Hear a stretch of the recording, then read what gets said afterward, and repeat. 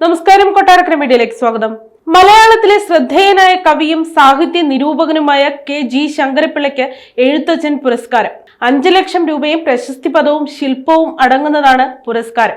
N.S. Madhavan ചെയർമാനും K.R. Meera, doctor K.M. Anil എന്നിവർ അംഗങ്ങളുമായ പുരസ്കാര നിർണയ സമിതിയാണ് ജേതാവിനെ തിരഞ്ഞെടുത്തത്. ആധുനിക കവിതയുടെ പ്രമുഖ പ്രയോക്താക്കളിൽ ഒരാളാണ് കെ.ജി. ശങ്കരപ്പിള്ള.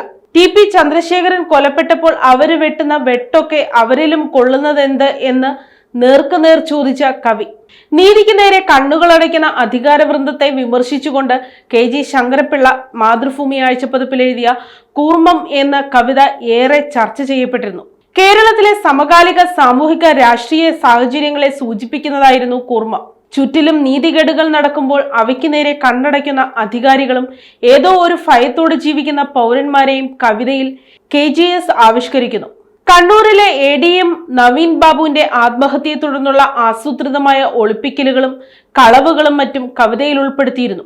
ആവിഷ്കാരത്തിന്റെ ഭിന്ന വഴിയിലൂടെ ശങ്കരപ്പിള്ളയുടെ കവിത കഴിഞ്ഞ അരനൂറ്റാണ്ടായി ശക്തമായ സാന്നിധ്യമാണെന്നും മലയാളികൾക്ക് അഭിമാനിക്കാവുന്നതാണെന്നും മന്ത്രി പുരസ്കാര പ്രഖ്യാപനത്തിനിടെ പറഞ്ഞു.